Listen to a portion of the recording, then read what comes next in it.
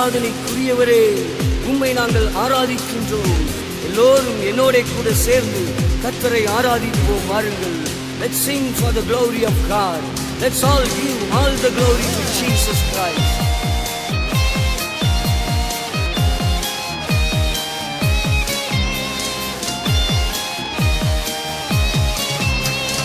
ஆராதனை ஆராதனை ஆராதனை உமக்கே என்றென்றும் ஆராதனை. ஆராதனை ஆராதனை ஆராதனை உமக்கே என்றென்றும் ஆராதனை. என் நேசரே, என் மதுரமே, என் பிரியமே, ஆராதனை. என் நேசரே, என் மதுரமே, என் பிரியமே, ஆராதனை. ஆராதனை ஆராதனை ஆராதனை உமக்கே என்றென்றும் ஆராதனை. ஆராதனை ஆராதனை ஆராதனை உமக்கே என்றென்றும் ஆராதனை. கனமும் உமக்கே, மகிமையும் உமக்கே, மாட்சிமை உமக்கே. உமக்குத்தானே கனமும் உமக்கே, மாட்சிமை உமக்கே, மகிமையும் உமக்கே, உமக்குத்தானே.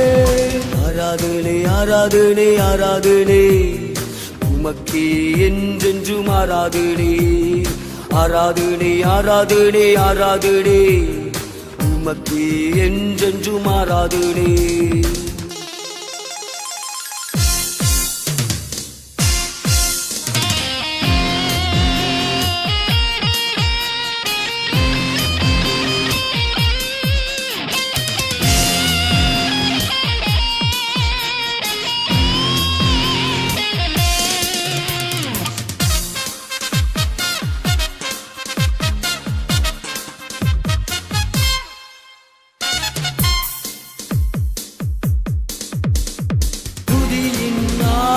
நிரப்பினி உமக்கே ஆராதனை.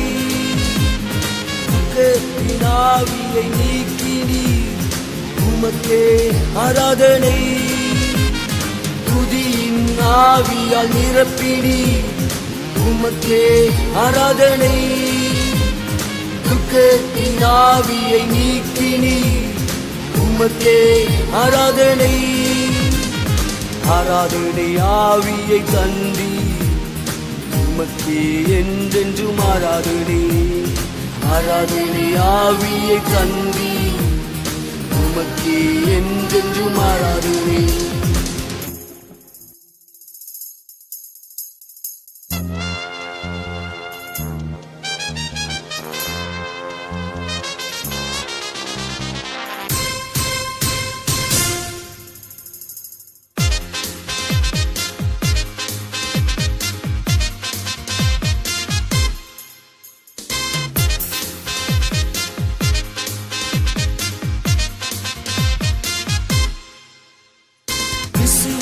ஆவியால் நிரப்பினி உமக்கே ஆராதனை.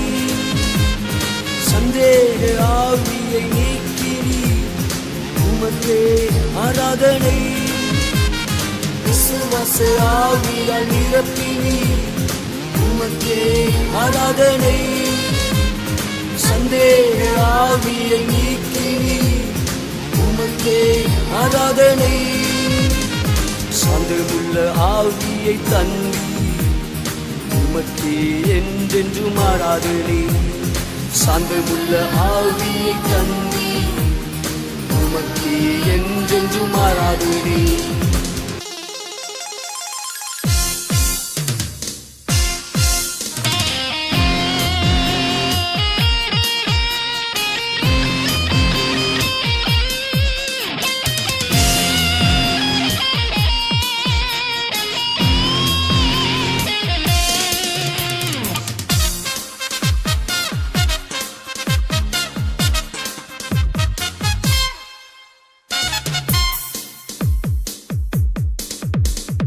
தயவுள்ள ஆவியால் நிரப்பினி உமக்கே ஆராதனை. பெருமையின் ஆவியை நீக்கினி உமக்கே ஆராதனை. தயவுள்ள ஆவியால் நிரப்பினி, உமக்கே ஆராதனை. பெருமையின் ஆவியை நீக்கினி, உமக்கே ஆராதனை. மகிழ்ச்சியின் ஆவியை தந்தி, உமக்கே என்றென்றும் ஆராதனை. மகிழ்ச்சியின் ஆவியை தந்தி, உமக்கே என்றென்றும் ஆராதனை. ஆராதனை ஆராதனை ஆராதனை, உமக்கே என்றென்றும் ஆராதனை. ஆராதனை ஆராதனை ஆராதனை, உமக்கே என்றென்றும் ஆராதனை. ஆராதனை ஆராதனை ஆராதனை, உமக்கே என்றென்றும் ஆராதனை.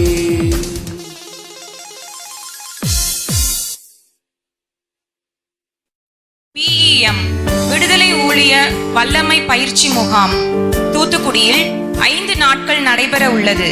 நாள் செப்டம்பர் 26ஆம் தேதி முதல் 30ஆம் தேதி வரை. நேரம் தினமும் காலை 8 மணி முதல் இரவு 9 மணி வரை. இடம் BEM சர்ச், மங்கள் மால், தரைத்தளம், வாட்டர் டேங்க் மற்றும் ராஜாஜி பூங்கா எதிர்ப்புறம், தூத்துக்குடி.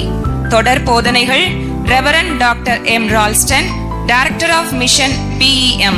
விசுவாசிகளும் ஊழியர்களும் கலந்து கொண்டு சத்தியத்தை அறிந்து விடுதலையாகி கிறிஸ்துவுக்குள் பலப்படுங்கள்.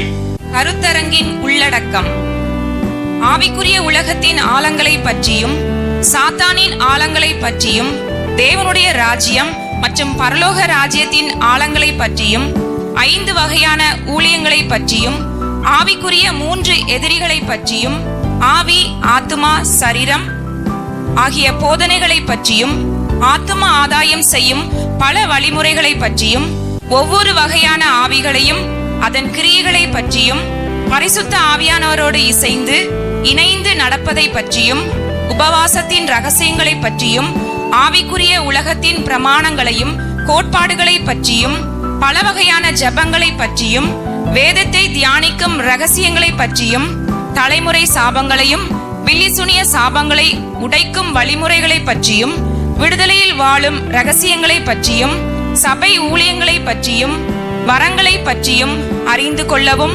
66 புஸ்தகங்களின் சத்திய ரகசியங்களை பற்றியும் அறிந்து கொள்ளவும் உங்களை அர்ப்பணித்து கடந்து வாருங்கள்.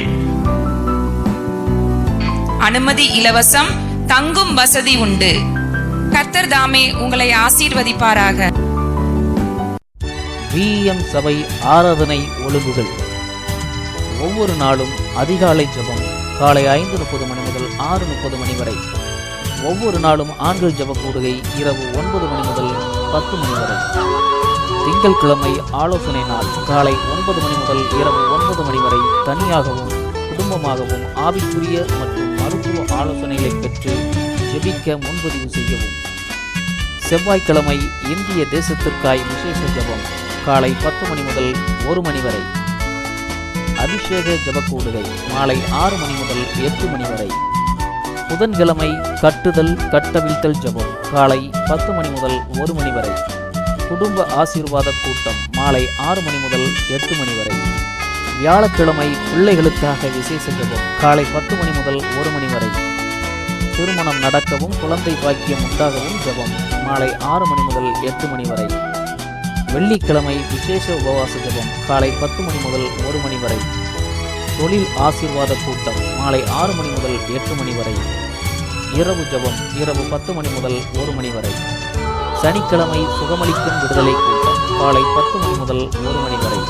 வேத பாடம் மாலை 6 மணி முதல் 8 மணி வரை. ஞாயிற்றுக்கிழமை முதலாம் ஆராதனை காலை 9 மணி முதல் 12 மணி வரை.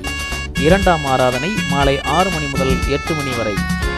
ஒவ்வொரு மாதமும் அமாவாசை இரவு ஜெபம் இரவு 10 மணி முதல் 1 மணி வரை. வாருங்கள், ஆசீர்வாதம் பெற்றுச் செல்லுங்கள். யாவரையும் அன்புடன் அழைக்கிறோம்.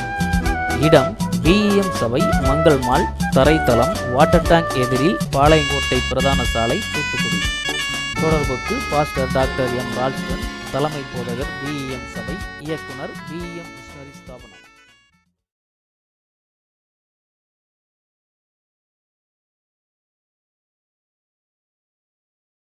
எனக்கு அருமையான தேவஜனமே, கெத்செமனே தோட்டத்தில் இயேசு கிறிஸ்து செய்த அந்த ஜெபம் ஒரு அரிதான ஒரு ஜெபம். அதை லாஸ்ட் மினிட்ல தான் பண்ணார். பல இடங்கள் அவர் கடற்கரைகளிலும் மலைகளிலும் வனாந்தரங்களிலும் தன்னை ஜனங்களிடமிருந்து பிரித்துக் கொண்டு ஜெபிக்க சென்றார். ஆனால் மற்ற எல்லா ஜெபங்களையும் விட கெத்சேமனே தோட்டத்து ஜெபம் விசேஷித்த ஒரு இடத்தை பிடித்தது. பாடுகளை எதிர்நோக்கி சிலுவை சுமக்க அவர் ஆயத்தப்படுகிறார். எங்கே? கெத்சேமனே தோட்டத்திலே. கெத்சேமனே தோட்டம் என்பது that is the prayer life. அதான் ஜெப வாழ்க்கை. கெத்சேமனே தோட்டம் என்பது ஜெப வாழ்க்கை. தோட்டத்துக்குள்ள போக ஆசைப்படுவோம், ஆனா கெத்சேமனே தோட்டத்துக்குள்ள போறதுக்கு யாருக்கும் ஆசை இருக்காது. ஏன்னா அங்க செய்யப்பட்ட ஜெபமும் ஒரு எண்ணெய் சக்கிலே ஆத்மா பிழியப்படும் பொழுது வருகின்ற ஒரு ஜெபமாக இருந்தது. இயேசு கிறிஸ்துவின் அந்த வேர்வையிலே ரத்தம் கலந்து வெளியே வந்தது என்று பார்க்கிறோம். அவருடைய வேர்வை இரத்தத்தின் பெருந்துளிகளாய் விழுந்தது என்று சொல்லப்பட்டிருக்கிறது. கவனிங்கள், அந்த அளவிற்கு தன்னுடைய ஆத்மாவை ஊற்றி, ஆத்மாவை மரணத்தில் ஊற்றி ஏசாயா தீர்க்கதரிசி சொல்லுகிறான். இந்த அளவுக்கு உள்ள ஜெப வாழ்க்கை நம்மகிட்ட இல்ல, சுத்தமா இல்ல. ஒத்துக்கொள்ளணும், அப்பதான் கொடுப்பாரு. You have to accept we are not having that kind of prayer of Gethsemane. Eden தோட்டத்து ஜெபம் வேற, கெத்சேமனே தோட்டத்து ஜெபம் வேற. ஏதேன் தோட்டத்தில் அவங்க பாட்டு ஜாலியாக இருந்திருப்பாங்க. அவங்க பாட்டு நிறைய கனிகளை புதிச்சு சாப்பிட்டுட்டு அதில் பிசாசு சொன்னான்னு சொல்லி அந்த நன்மை தீமை அறியத்துக்கு விருட்சத்தின் கனியை சாப்பிட்டு பாவத்திற்கு விழுந்து போனாங்க. ஆனால் ஏதேன் தோட்டத்தின் ஜெபமோ அது வித்தியாசமானது. சரியா ஜெபிக்கல அவங்க ரெண்டு பேரும். ஆதாம் ஏவாளும் சரியா ஜெபிச்சிருந்தாங்கன்னா என்ன பழத்தை போய் சாப்பிட்டுருப்பாங்களா? ஒரு மனம் இல்லை, ஒருமைப்பாடு இல்லை, கருத்து வேறுபாடு. ஜெப வாழ்க்கை இன்னைக்கு ஆதாம் ஏவாளின் குடும்பத்தில் இல்லை. இதனால பிசாசு வஞ்சிக்கிறதுக்கு எளிதாய் போனது, ஈஸியா வந்து தட்டிட்டான். ஏதேன் தோட்டத்திலே ஜெபம் இல்லை. ஏதேன் தோட்டத்திலே கெத்சேமனே தோட்டத்து ஜெபம் வந்திருக்க வேண்டும். நம்முடைய பிதாக்களுக்கு வந்திருந்தால், முதலாம் ஆதாமிற்கு அவன் குடும்பத்திற்கு அந்த கெத்சேமனே தோட்ட ஜெபாவி இருந்திருக்கும் என்றால் அவன் ஒரு நாளும் பாவம் செஞ்சிருக்க மாட்டான். எனக்கு அருமையான தேவஜனமே, இன்னைக்கும் கர்த்தர் நமக்கு இந்த கெத்சேமனே தோட்டத்து ஜெபாவியை ஊற்றுவாராக. அங்கே இயேசு செய்த ஜெபம் என்ன? இயேசு செய்த ஜெபம் என்ன? பிதாவே, எனக்கு இதை தாரும், அதை தாரும். நான் வெளியே போகிறேன், பாதுகாத்துக் கொள்ளும். நான் இப்படி போகிறேன், சிலுவை தூக்க போகிறேன், முள்மூடி என்னை சூட்ட போறாங்க, என்னை பாதுகாத்துக் கொள்ளுங்க. எனக்கு வலிக்க கூடாது, எனக்கு காய்ச்சல் வரக்கூடாது. இப்படி இல்லாம ஜெபித்தார். கெத்சேமனே தோட்ட ஜெபம் வித்தியாசமானது. Jesus never prayed like that. பிதாவே, இந்த பாத்திரம் என்னை விட்டு நீங்க கூடுமானால் நீங்கும்படி செய்யும், ஆகிலும் என்னுடைய சித்தத்தின்படி அல்ல, உம்முடைய சித்தத்தின்படியே ஆக கடவுது. தேவனுடைய சித்தத்தை மையப்படுத்தி அவர் தன் ஆத்மாவை மரணத்தில் ஊற்றினார். அதுதான் கெத்சேமனே தோட்டத்தின் ஜெபம். இன்றைக்கு இந்த ஜெபம் தேவ ஜனங்கள் இருதயத்திலிருந்து புறப்பட்டு வெளியே வர ஆரம்பிச்சிருச்சுதுன்னா, நான் சொல்றேன், பாவிகள் மனம் திரும்புவார்கள், பாவ உணர்வடைவார்கள். எனக்கு கருமையான தேவ ஜனமே, ஒரு இடத்திலே 40 நாட்கள் நான் உபவாசம் இருந்து கொண்டிருக்கிறோம். அதாவது வட இந்தியாவிலே 40 நாட்கள் உபவாசம். அது ஒரு கேம்பஸ்ல தங்கி இருக்கிற ஒரு நிலை. 40 நாட்கள் உபவாசம் இருந்து ஜெபங்கள் வலிமையாக எழுதப்பட்டு கொண்டிருக்கிறது. கூட்டத்துக்கு வந்தவர்கள் ரசிக்கப்படுகிறார்கள், அபிஷேகம் பெறுகிறார்கள், விடுதலை பெறுகிறார்கள். தானாக வீட்டிலேயே அபிஷேகம் பெற ஆரம்பித்தார்கள். ஆமென் சொல்லுங்க. ஒரு சிஸ்டர் சொன்னாங்க, விடிய கால 4 மணிக்கு நான் ஜெபம் பண்ண ஆரம்பிச்சேன். ஐயா, தன்னாப்புல எனக்கு அபிஷேகம்னா என்னன்னு தெரியாது, எனக்கு ஆவியானவர் நிரப்புனா நான் தானா அந்நிய பாஷை பேச ஆரம்பிச்சிட்டேன். That is revival. எனக்கு கருமையான தேவஜனமே, கர்த்தர் அப்படிப்பட்ட ஒரு எழுப்புதலை நம்ம இந்திய தேசத்தில் கொண்டு வரணும் அப்படின்னா, நிச்சயமா சொல்றேன், கெத்சேமனே தோட்டத்துக்கு ஜெப வாழ்க்கை தேவை. இன்னைக்கு நம்மையே சுத்தி வரோம் பாருங்க, இது எவ்வளவு மோசமானது. நம்மையே சுத்தி, நம்ம குடும்பத்தையே சுத்தி, நம்முடைய பிள்ளைகளையே சுத்தி சுத்தி சுத்தி இதுக்குள்ளேயே அதுல இருந்து விடுதலை இல்லை. நமக்கு குடும்பம் கர்த்தரால் விடுவிக்கப்படுகிறது, ஆனா குடும்பத்திலிருந்து நாம விடுதலை ஆகல. எகிப்தை விட்டு ஜனங்கள் வெளியே வந்து விட்டார்கள், ஆனா இருதயத்தில் ஜனங்களுக்கு எகிப்திலே இருந்து விடுதலை இல்லை. குடும்ப போராட்டங்கள் இருக்கிறது. ஆனா குடும்ப போராட்டங்கள் இருதயத்தை பிடித்து வைத்திருக்கிறது. இதனால என்னன்னா ஜெபத்துல ஒரு விடுதலை இல்லை. பிரசன்னத்தை உணர முடியல. வறண்ட ஒரு ஜெபங்கள், அதிக நேரம் ஜெபிக்க முடியல. கரகரன் இழுத்த மாதிரி ஜெபத்தை நாம் என்ன செய்வது, அடுத்து என்ன செய்வது, நிறைய குறிப்புகளை வைத்துக்கொண்டு நம்ம ஜெபிக்கிறோம். ஆனால் பரிசுத்த ஆவியானவராலே வழிநடத்தப்படுகிற ஒரு ஜெப வாழ்க்கை இல்லாமல் போய்விடுகிறது.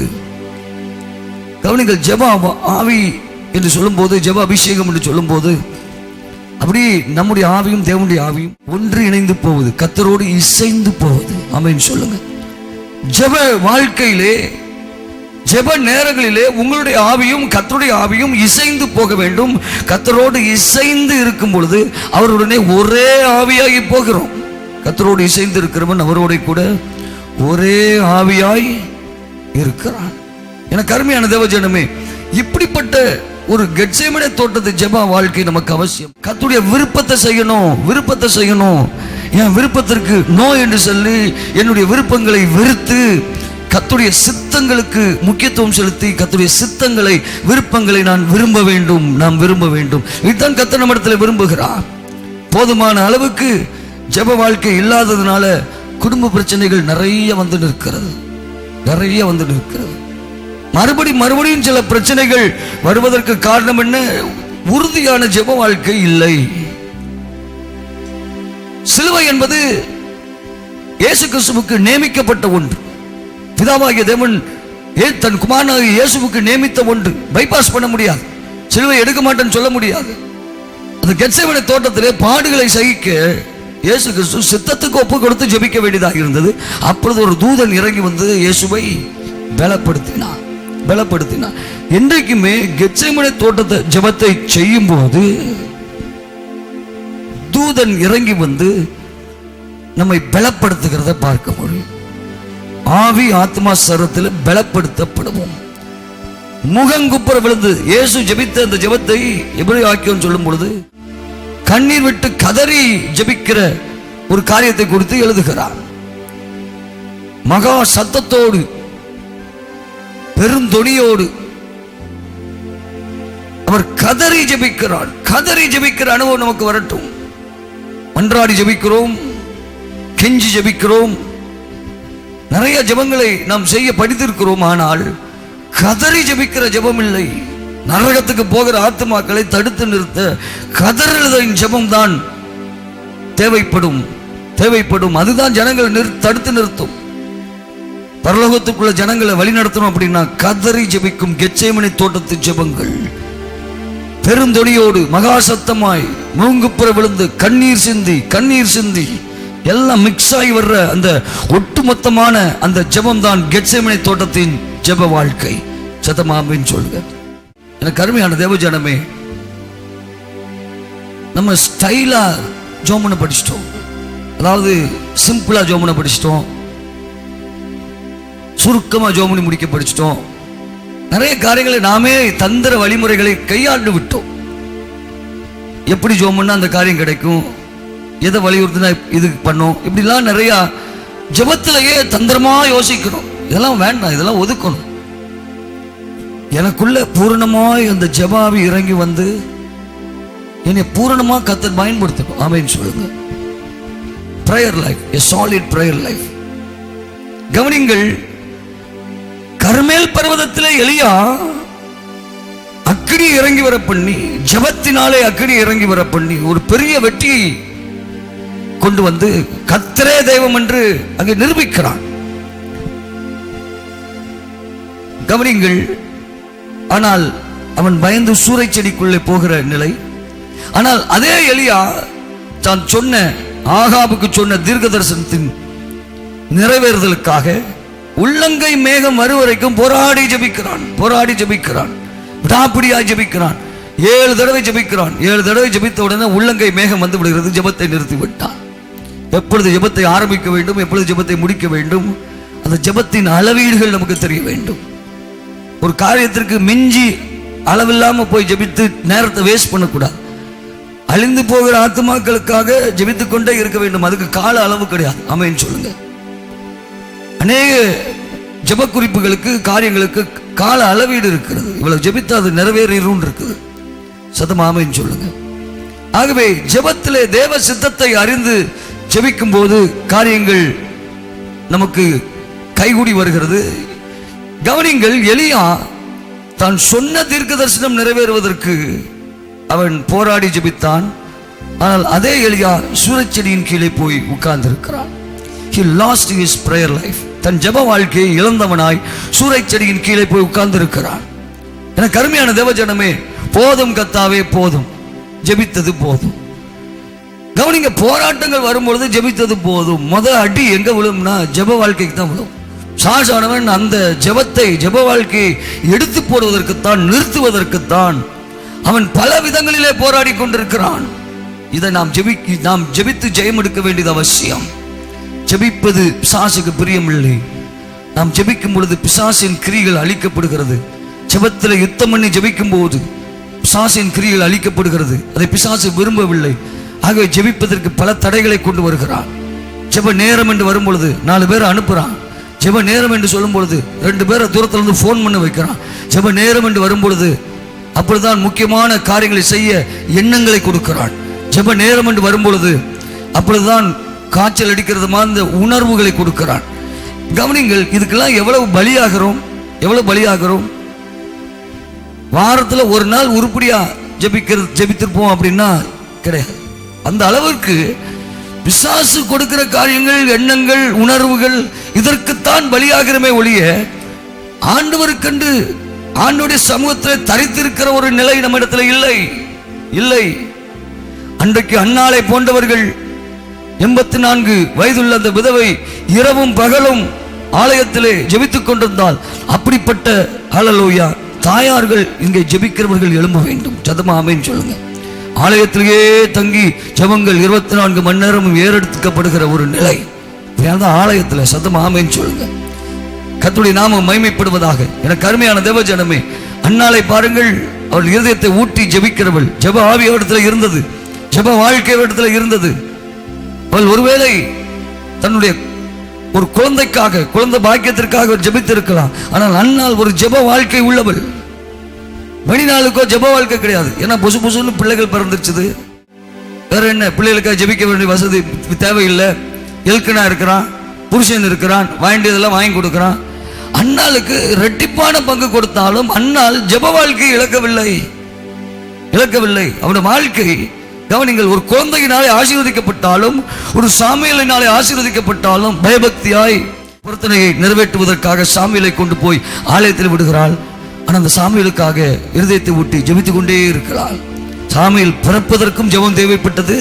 சாமுவேல் பாவத்தின் மத்தியிலே வளர்வதற்கும், பரிசுத்தமாய் வளர்வதற்கும் ஜெபம் தேவைப்பட்டது. அன்னாள் ஒரு ஜெப வீராங்கனையாக இருந்தாள். எனக்கு அருமையான தேவஜனமே, இருதயத்தை ஊட்டி ஜெபிக்கிற ஒரு ஜெபாவி இன்னைக்கு நம்மத்தில ஊட்டப்படுகிறது. கதறி அழுது, சட்டை நனையணும், இருக்கிற இடம் நனையணும். சில சாட்சிகளை கேட்டிருக்கிறேன். ஜெபிக்கும் பொழுது அப்படி கண்ணீர் விழுந்து அப்படி தண்ணீர் அப்படி குளமா கட்டிக்கிடுக்குமா முன்னால. அப்படி ஜெபிக்கிறவர்கள்லாம், அப்படிப்பட்ட ஊழியக்காரர்கள், பரிசுத்தவான்கள் உண்டு. அப்படிப்பட்ட ஒரு கெத்சேமனே தோட்ட ஜெப வாழ்க்கையை கர்த்தர் நம்மிடத்தில் எதிர்பார்க்கிறார். உடைந்த ஒரு இருதயத்தோடு, நொறுங்குண்ட ஒரு இருதயத்தோடு ஜெபிக்கிற ஒரு ஜெப ஆவி. இதுதான் இன்றைக்கு நம்மளை அப்படியே வாழ்க்கையில எடுத்து நிறுத்தக்கூடிய. ஜெபிக்கிறவங்களை நீங்க பார்த்தீங்கன்னா அனாவசியமா பேச மாட்டாங்க, வார்த்தையை விட மாட்டாங்க, யோசித்து பதில் கொடுப்பாங்க. நீதிமான் பிரதியுத்தரம் சொல்ல யோசிக்கிறான்னு போய் ஜெபத்தில் இருக்கிறவங்க ரொம்ப நிதானமா இருப்பாங்க. அவசரப்பட்டு பதில் சொல்ல மாட்டாங்க, தெளிவா நடப்பாங்க. காரியங்கள் இப்படி இருக்கிறதோன்னு நிதானிப்பாங்க, பகுத்தறிவாங்க. ஏன்னா ஜெபிக்கிறவர்கள் வாழ்க்கையிலே வரங்கள் செயல்படும். அறிவை உணர்த்தும் வசனமாகிய வரம், ஞானத்தை போதிக்கும் வசனமாகிய வரம், தீர்க்கதரிசன வரம், ஆவிகளை பகுத்திடும் வரம், இதெல்லாம் அந்த ஜெபத்தில் செயல்படுகிறது. ஜெப சிந்தையோடு இருக்கும் பொழுது, சாதாரணமாய் உலக வாழ்க்கையில் நாம் இருக்கும் பொழுது கூட இந்த வரங்கள் ஆபரேட் ஆகும். அநேக நேரங்களில் ஜெபித்து பெற்ற வரங்கள் ஜெபத்திலே யூஸ் பண்ணப்பட வேண்டும். ஜெப சிந்தைகளிலே தான் வரங்கள் செயல்படுகிறது. சிந்தைகள் ஜெப சிந்தனையும் தேவை, ஜெபத்தின் சிந்தை நோக்கமும் தேவை. ஜெபிக்கணும் ஜெபிக்கணும் ஜெபிக்கணும் ஜெபிக்கணும், போய் ஜெபிக்கணும், வீட்டுக்கு போய் ஜெபிக்கணும், வந்து ஜெபிக்கணும், தொழில் செய்கிற இடத்துல அரை மணி நேரம் ஜெபிக்கணும். இப்படி நோக்கம், ஜெப சிந்தை, ஜெப சிந்தனை, இந்த காரியம் அதிகமாக இருக்கும் பொழுது வரங்கள் ஆபரேட் ஆகும். ஆமென் சொல்லுங்க, ஆமென் சொல்லுங்க. கவனிங்கள், தேவனுடைய சித்தத்துக்கு முக்கியத்துவம் கொடுப்பீர்கள் என்றால் ஜெப அபிஷேகத்தை பெறுவதிலே ஒரு கடினம் இருக்காது. சுலபமாய் ஜெப அபிஷேகத்தை பெற்று அனுபவிக்கிற அதை நடைமுறைப்படுத்துகிற ஒரு கிருபைகளை பெறுகிறோம். சித்தத்தை முக்கியப்படுத்தி ஜெபியுங்கள். அதைத்தான் நீங்கள் ஆபிரகாமை பாருங்கள், தன்னுடைய அண்ணன் மகன் லோத்துவிற்காக பரிந்து பேசிக்கொண்டே இருக்கிறான். தூதர்கள், அழிக்க வந்த தூதர்கள் கையை பிடிச்சி லோத்துவை வெளியே விடணும்னு என்ன அவசியம் இருக்குது? கவனிக்க, ஆபிரகாமின் ஜெபம் வாழ்க்கை உள்ள ஒரு மனுஷன் ஆபிரகாம். விட மாட்டான், விடல. 50 நீதிமான், 40 நீதிமான், 30, 35 சொல்லி வரிசையா சொல்லி அந்த லோத்து காப்பாற்றப்படுகிற வரைக்கும் அவன் திறப்பலினான். சங்காரம் பண்ண வந்த தூதர்களை காப்பாற்ற வைத்தது ஆபிரகாமின் ஜெப வாழ்க்கை. சங்காரம் பண்ண வந்திருக்கிறாங்க, அழிக்க வந்திருக்கிறாங்க சோதோம் குமாராவை. ஆனா லோத்துவின் கரத்தை பிடித்து அப்படியே இழுத்து கொண்டு அந்த ஒரு இரக்கம், ஒரு கிருபை லோத்துவுக்கு கிடைக்கப்படினது ஆபிரகாமினுடைய ஜெப வாழ்க்கை. ஆமென் சொல்லுவோமா? பிஎம் சபை ஆராதனை ஒழுங்குகள். ஒவ்வொரு நாளும் அதிகாலை ஜெபம் காலை 5:30 மணி முதல் 6:30 மணி வரை. ஒவ்வொரு நாளும் ஆண்கள் ஜெப கூடுகை இரவு 9 மணி முதல் 10 மணி வரை. திங்கட்கிழமை ஆலோசனை நாள் காலை 9 மணி முதல் இரவு 9 மணி வரை. தனியாகவும் குடும்பமாகவும் ஆவிக்குரிய மற்றும் மருத்துவ ஆலோசனைகளை பெற்று ஜெபிக்க முன்பதிவு செய்யவும். செவ்வாய்க்கிழமை இந்திய தேசத்திற்காய் விசேஷ ஜெபம் காலை 10 மணி முதல் 1 மணி வரை. அபிஷேக ஜெபக்கூடுகை மாலை 6 மணி முதல் 8 மணி வரை. புதன்கிழமை கட்டுதல் கட்டவிழ்த்தல் ஜெபம் காலை 10 மணி முதல் 1 மணி வரை. குடும்ப ஆசீர்வாத கூட்டம் மாலை 6 மணி முதல் 8 மணி வரை. வியாழக்கிழமை பிள்ளைகளுக்காக விசேஷ ஜெபம் காலை 10 மணி முதல் 1 மணி வரை. திருமணம் நடக்கவும் குழந்தை பாக்கியம் உண்டாகவும் ஜெபம் மாலை 6 மணி முதல் 8 மணி வரை. வெள்ளிக்கிழமை விசேஷ உபவாச ஜெபம் காலை 10 மணி முதல் 1 மணி வரை. தொழில் ஆசீர்வாத கூட்டம் மாலை 6 மணி முதல் 8 மணி வரை. இரவு ஜெபம் இரவு 10 மணி முதல் 1 மணி வரை. சனிக்கிழமை சுகமளிக்கும் விடுதலை கூட்டம் காலை 10 மணி முதல் 1 மணி வரை. வேத பாடம் மாலை 6 மணி முதல் 8 மணி வரை. ஞாயிற்றுக்கிழமை முதலாம் ஆராதனை காலை 9 மணி முதல் 12 மணி வரை. இரண்டாம் ஆராதனை மாலை 6 மணி முதல் 8 மணி வரை. ஒவ்வொரு மாதமும் அமாவாசை இரவு ஜெபம் இரவு 10 மணி முதல் 1 மணி வரை. வாருங்கள், ஆசீர்வாதம் பெற்றுச் செல்லுங்கள். யாவரையும் அன்புடன் அழைக்கிறோம். இடம் பிஎம் சபை, மங்கள் மால், தரைத்தளம், வாட்டர் டேங்க் எதிரில், பாளையங்கோட்டை பிரதான சாலை, தூத்துக்குடி. தொடர்புக்கு பாஸ்டர் டாக்டர் எம் ராஜ்கன், தலைமை போதகர் பிஎம் சபை, இயக்குனர் பிஎம் மிஷனரி ஸ்தாபனம். பிஎம் விடுதலை ஊழிய வல்லமை பயிற்சி முகாம் தூத்துக்குடியில் 5 நாட்கள் நடைபெற உள்ளது. நாள் செப்டம்பர் 26ஆம் தேதி முதல் 30ஆம் தேதி வரை. நேரம் தினமும் காலை 8 மணி முதல் இரவு 9 மணி வரை. இடம் பிஎம் சர்ச், மங்கள் மால், தரைத்தளம், வாட்டர் டேங்க் மற்றும் ராஜாஜி பூங்கா எதிர்ப்புறம், தூத்துக்குடி. தொடர் போதனைகள் reverend doctor M Ralston, director of mission BM. விசுவாசிகளும் ஊழியர்களும் கலந்து கொண்டு சத்தியத்தை அறிந்து விடுதலையாகி கிறிஸ்துவுக்குள் பலப்படுங்கள்.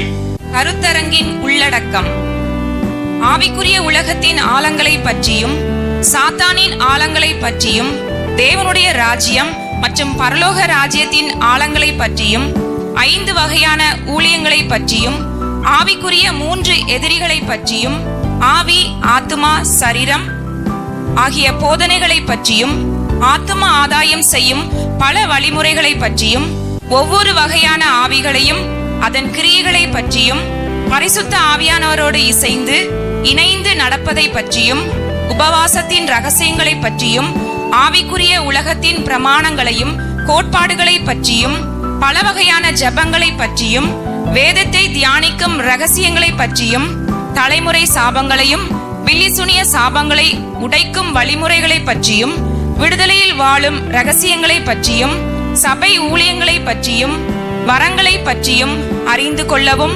66 புஸ்தகங்களின் சத்திய ரகசியங்களை பற்றியும் அறிந்து கொள்ளவும் உங்களை அர்ப்பணித்து கடந்து வாருங்கள். அனுமதி இலவசம், தங்கும் வசதி உண்டு. கர்த்தர் தாமே உங்களை ஆசீர்வதிப்பாராக.